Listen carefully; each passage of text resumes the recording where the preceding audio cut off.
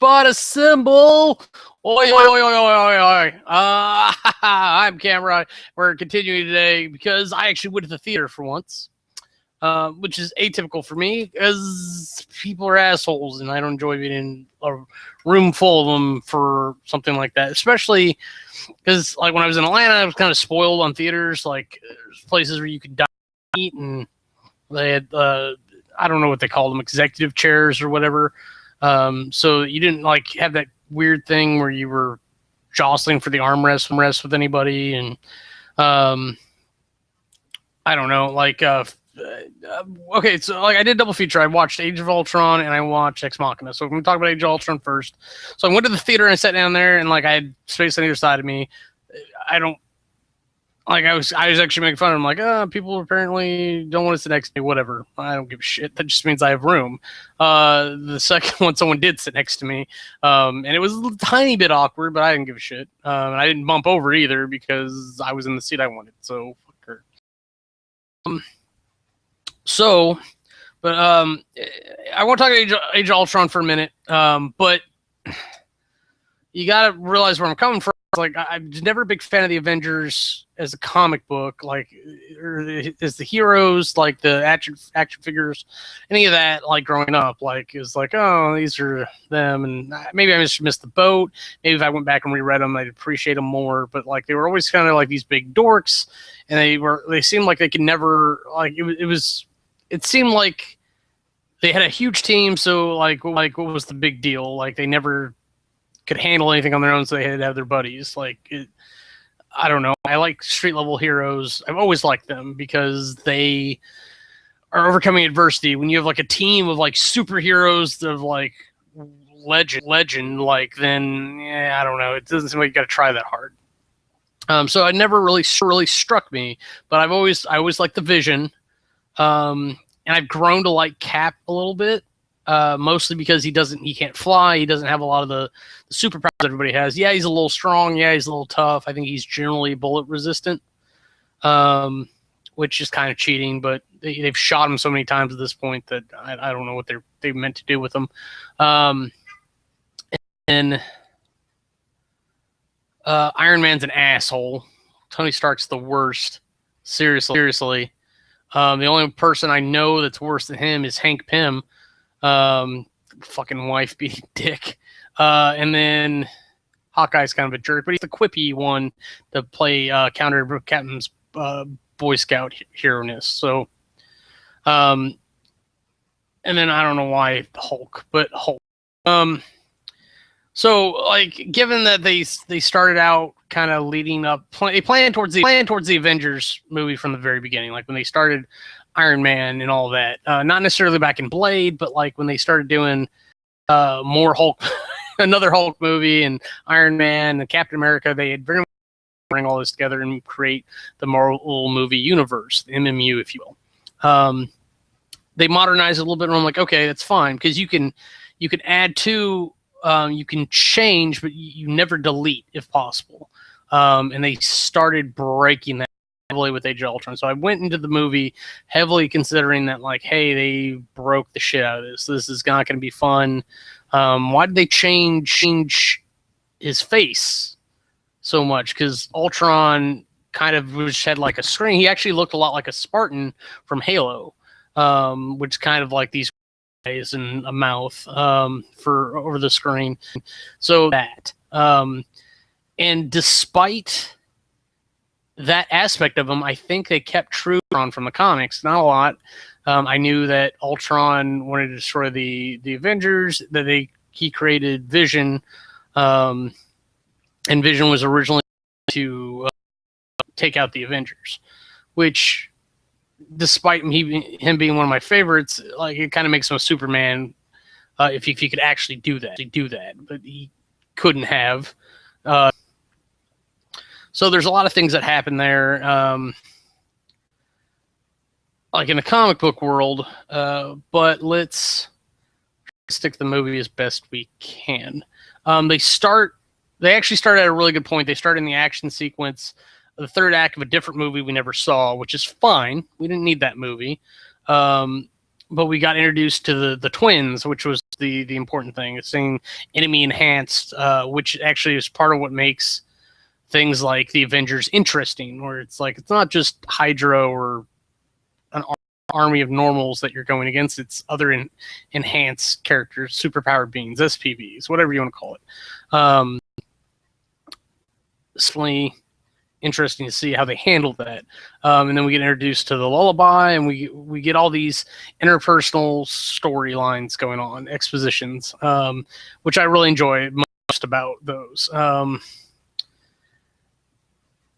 But when we get, and Quicksilver's a speedster's pretty standard. It's like, oh, it's a speedster. He travels really fast. As long as he's not like warping through time as well, I'm okay with it. I did not like how they used him in the third act. I think it's bullshit. It's a very labored premise for later on, and I'll come back to that, I'm sure, because to me, this is the Scarlet Witch movie, not Ultron. I like Elizabeth Olsen enough, and despite the accent, I like the Scarlet Witch generally, and from the comic, and what I know about her, because it's not a lot. And then I kind of like the portrayal that they did in the movie. It's not great, but it's not by far the worst. My main issue is how they used her powers. They kept her as kind of a telepath, which I'm not saying that she didn't start that way in the comic at one point, but the culmination of her powers is so crazy that it belittles the character a lot to see her. But this is the beginning of her enhanced career. She doesn't get the venture through the Brotherhood of Mutants that she did in the comics, so I got to cut a lot of slack there. And you kind of see glimmers in the future. The only thing that I'm not positive about, that I don't like really, is with the Vision, because sure as fuck wasn't Jarvis. That's not a thing. They say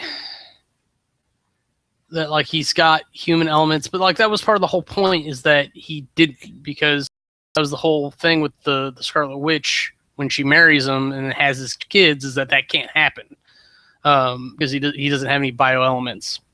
And I would think like in a telepath's world, someone who you can't read would actually be a relief every once in a while. So that would actually make a lot of sense.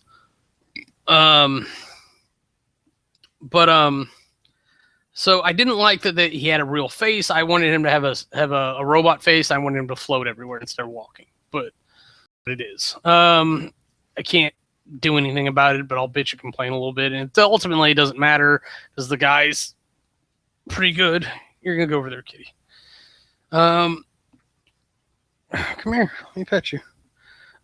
So it's just what it is. And if you didn't know the Vision, you either weren't paying attention at this point, or you'd misinterpreted things from the comics, because apparently Visions ran on one of the Infinity Stones, and that's what the Marvel movies are all about right now, is the Infinity Stones leading up to Infinity Crisis 1 and 2, where it's very much about Thanos getting his hands on the stones, the remaining stones, because apparently all the Guardians have one, that's right. Getting his hands on the stones to finish the Infinity Gauntlet, so that he can court death itself or something like that. Thanos is kind of a weird guy. The fact that he can operate at a universal level, or at least a galactic level. I don't know if it's universal or not, but they need a lot of heroes right in Infinite Crisis. So I don't know. I don't know why we only have the heroes we have. And they're not going to last. I mean, Scarlett Joe and Robert Downey Jr. both said they can't keep doing it. Chris Evans has said that Captain America will be his last character he ever does, because he wants to go into directing instead of acting. As far as Age of Ultron itself goes, let's see. So we get into it, like Ultron program. We have that weird mishap where we've broken the universe. We've written Hank Pym out of creating Ultron, which is like the whole point of him. Later years of him still being relevant. So Tony Stark's now the bad guy that creates Ultron. But I don't like the thing, I liked it when Ultron was the Iron Legion suits. That made a lot of sense.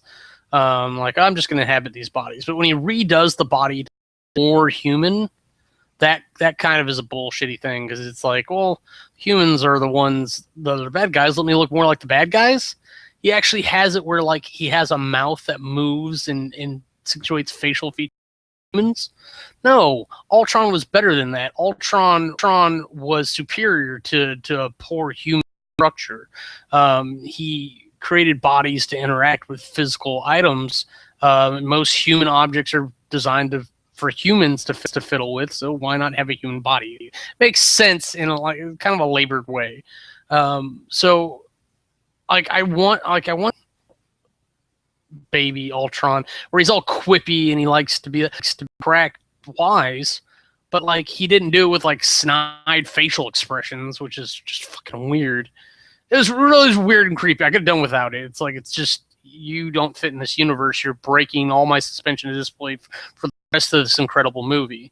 So I really think if they had de-represented or dehumanized Ultron some, I think they actually would have got the movie results that they wanted, because the whole big thing here was to try to recreate the Avengers experience. I think the villain, how they did the villain, not necessarily that the villain was Ultron, was a big part of it. I don't think Hank Pym out of it like hurt sales, because most people are dumb. They don't know what they're going to see anyways. But I think not developing Quicksilver and Scarlet Witch properly, and I think representing Ultron the way they did, I think definitely hurt the movie, or the results of the movie. This fucking rights war between Fox, Sony, and Marvel it's just going to end in tears until it's over. Like, it just needs to be resolved. It needs to be part of the Marvel U. That's great. Fox can retain X-Men, the rights and everything, but Marvel needs to be able to use them and pay a percentage to Fox. Same thing with Sony and Spider-Man. It just doesn't make any sense.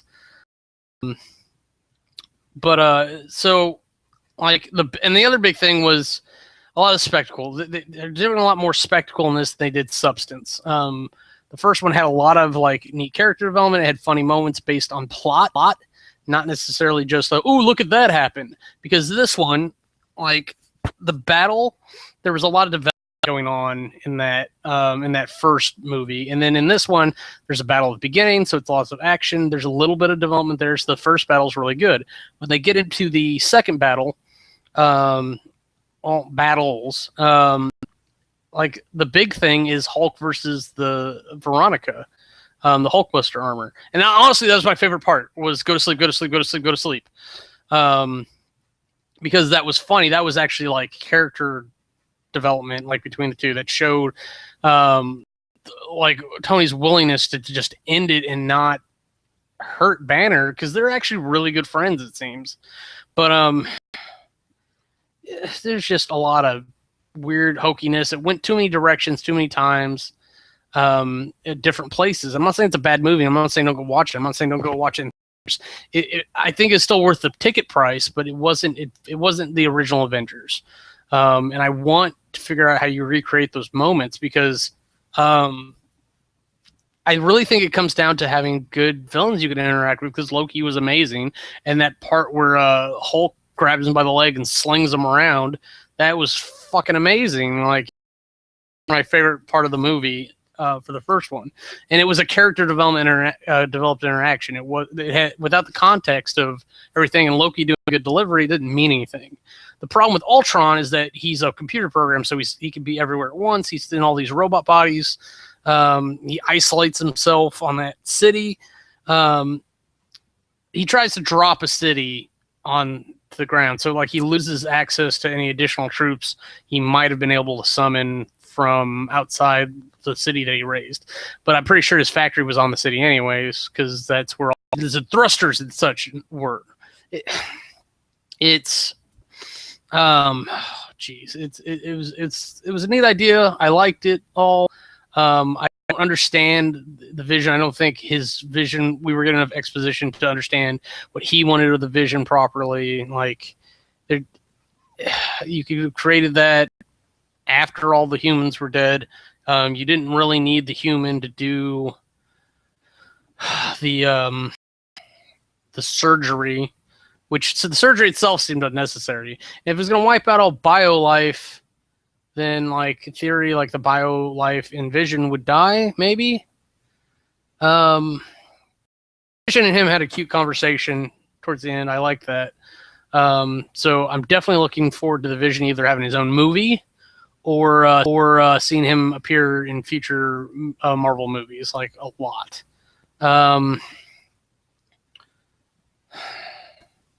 Let's see. Okay, so let's circle back because there's two more points and they both involve the twins.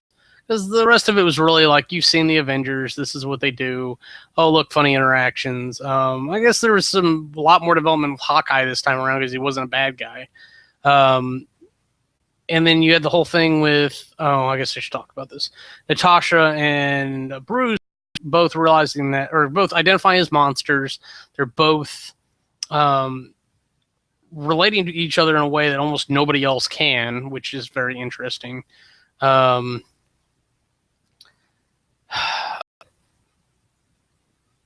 that's neat. And, like, she doesn't need him, but, like, as a human on this team, and Hawkeye's basically a human, even if he has long shot powers, but she's always going to be what looks like a feminine role compared to the others, even though she can hold her own in a battle for the most part. And he's the Hulk. He is going to be the uber beastie masculine type. And I didn't make these stereotypes of feminine and masculine. It's what they are by society standards. Was what it is. So, like, that's what that is. So, of course, when they go and save her, it's going to look like this stupid damsel in distress thing. The reason she got picked and kidnapped was because she was being the most bothersome. I actually think that's a compliment that she was damseled in this case. Always take it as a case-by-case. Damseling is often not a good thing to have in your stories, but it worked out. I would have had him kill her. But I'm not in charge.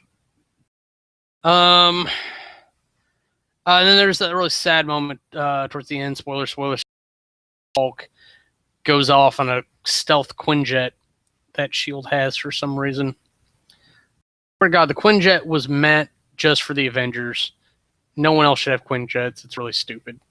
They just didn't know what to call a fucking airplane. So I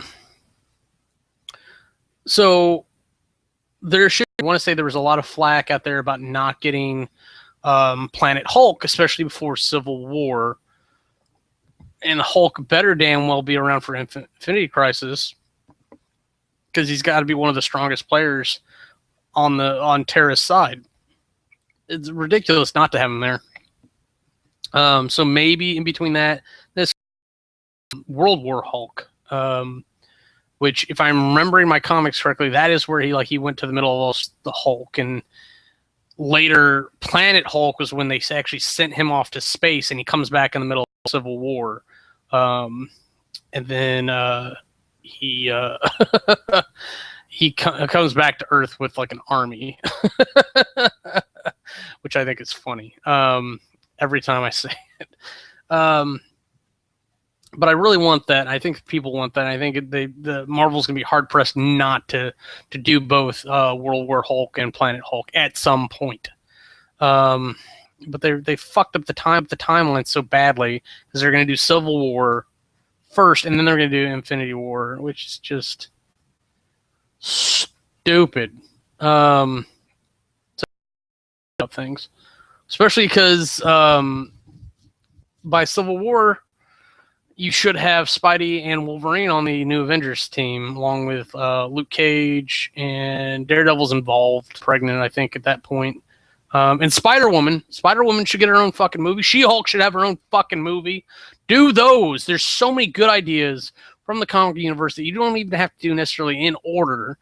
But as long as you do it before these major universal events, they went like, what's popular? We have to do this before the comic thing dies out.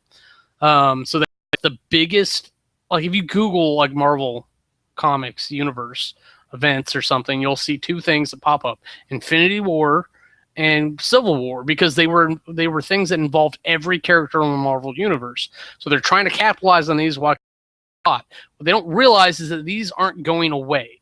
This is a whole new genre, if you will, of movies that is not going away because comics haven't gone away. The way that like we get a lot of our movie, Twilight, 50 Shades Grey, the list goes on. A lot of good ideas come from comics as well. Whether or not they get translated directly is a completely different thing. And the Marvel Universe is not going anywhere.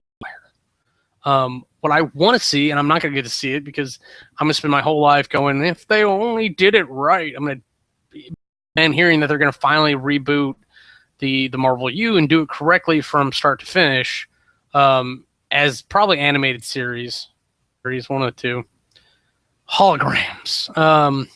But they do have an opportunity to fix it in the future, and I don't know at which point they would do it, because theoretically you would do it before Civil War, but if the current Wave 3 or whatever it is after Infinity War, and they can use Scarlet Witch to reboot the world. But what I wanted out of the movie universe is not to do the thing that Spider-Man's done and the comics have done repeatedly, is to have several reboots, and you can't follow the chain because like I could go back and try to chronologically order Batman or Spider-Man for you, and I can't do it because it's too broken, it's too branched. It makes sense, and now we're going to do the same thing to the movies, and I don't understand. It's bad enough when novels would just not number themselves, and now you've got parallel and split branches, and we don't need this in our movies. We really don't. But like I said, the Scarlet Witch is actually one of the most powerful mutants technically on the planet. To the point where she can, like, because her special power is that she can change reality. So like it actually fits in with the movie just fine. She can magically have them have visions because that's what she wants. It's just her will. And then what was it? Like, or she could like rewrite the universe so that she has telekinesis as well. That she has telepathy. Just weird shit like that. So like in a way it actually, Ivory.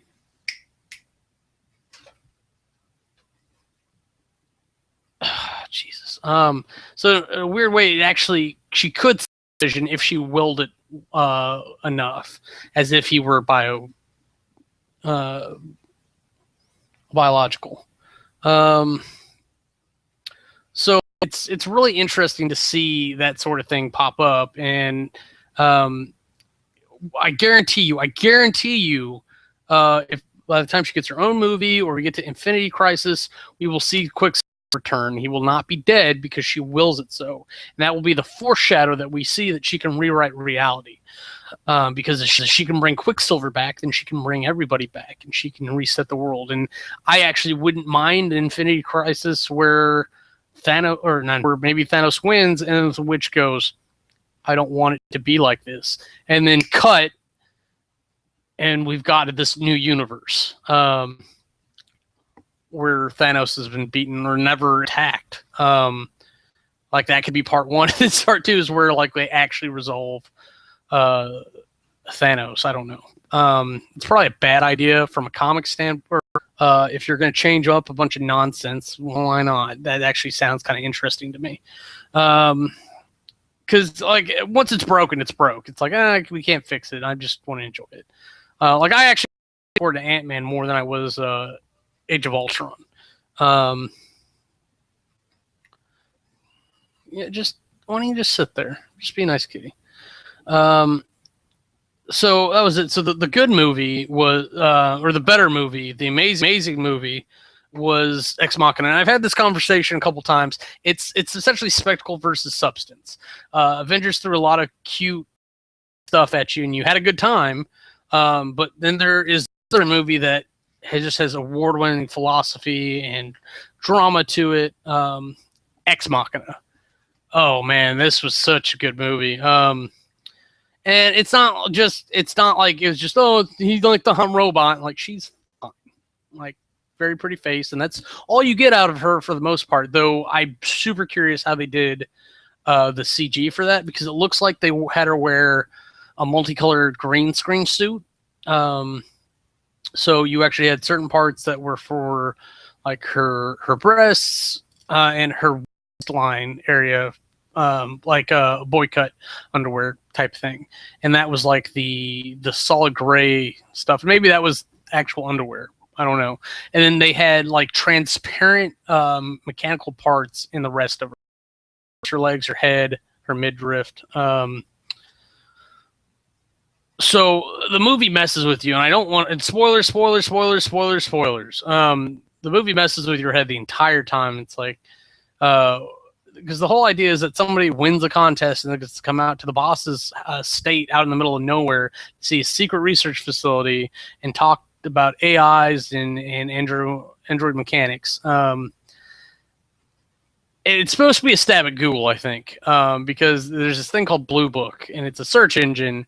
How Google started. It started as a Google search engine, and so now, and the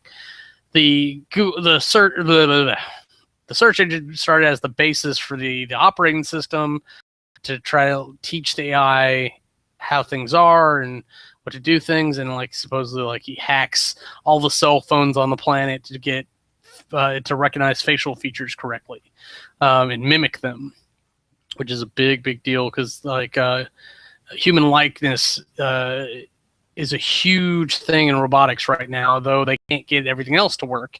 Though in true robotics, you probably have something more like the Matrix, where you have like the squids, because we don't need human bodies for that. You just need an AI capable of designing the body itself, and then let the AI do that, because the AI is going to design better robotic bodies than we will ever be able to, because they'll be able to do all the math that we need done, but can't do ourselves. So that's how the silence starts. We do the operating system and the AI, and then the AI will build the robots for their bodies, because we won't be able to figure it out. Yeah, we'll go forward from there, because the world will then be awesome.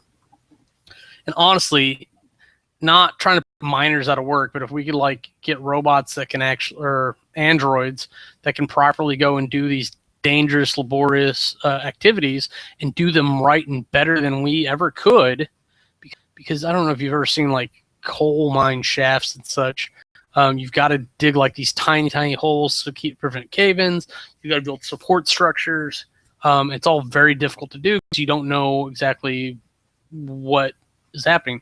These androids should be able to guesstimate that safely and set it all up. So if you can get them mining their own materials to build their bodies, you can start a worldwide epidemic of robots or AI building robots to and populate the Earth. And I would love to see that, but that's not going to happen. But Ex Machina, I love that it pokes at things like that. But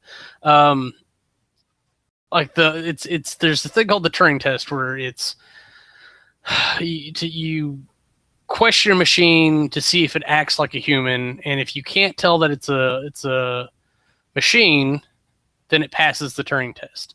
But if you can, especially if you know that it's a machine and you question it as if it is a machine, and you can figure out that it's a machine, then it doesn't pass, which is kind of biased. But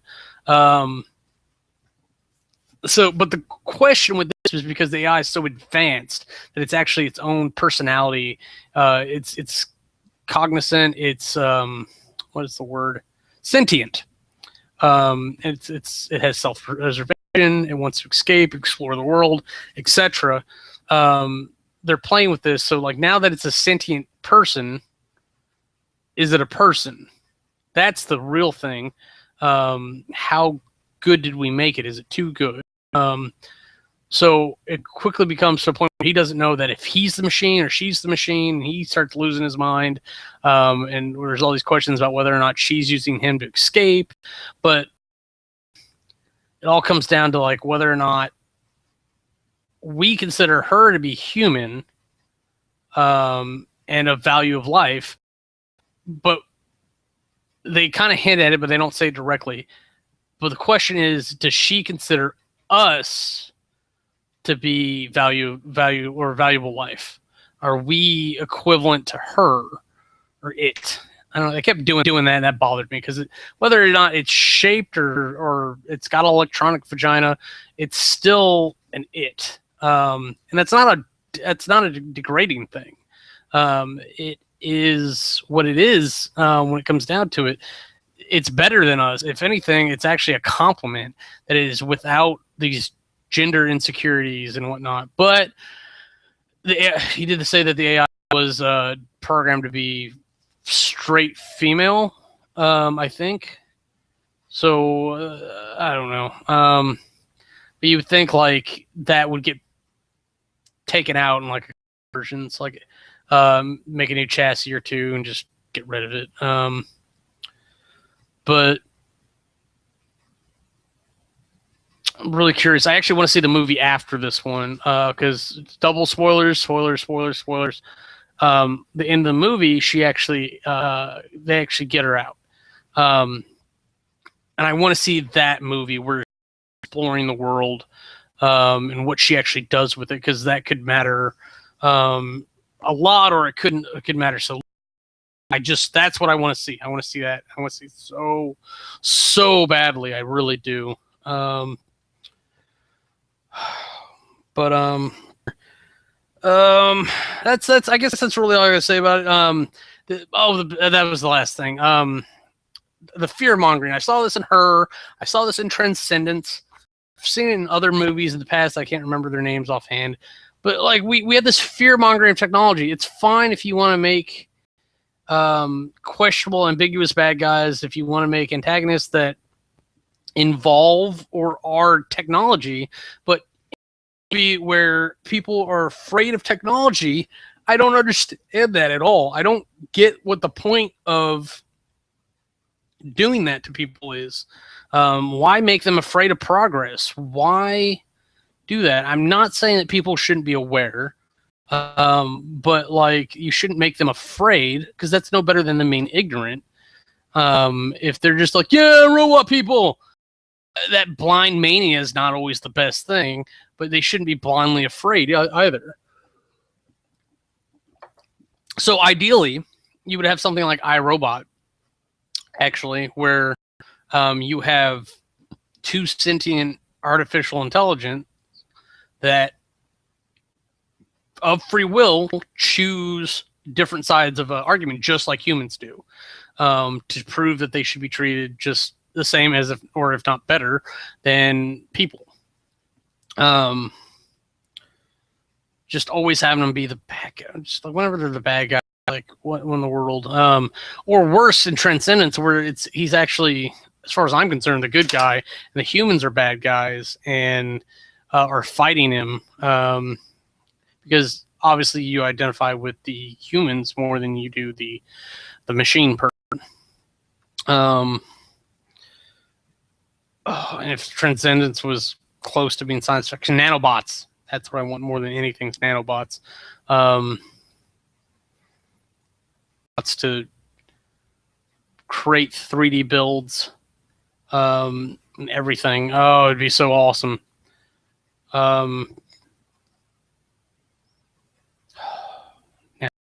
Okay, but with that, I'm going to get it out of here. I know that one probably wasn't as long as I expected it to be, and I didn't have a lot of organized thought on it. I just wanted to talk about it because I had taken some time to process the movies.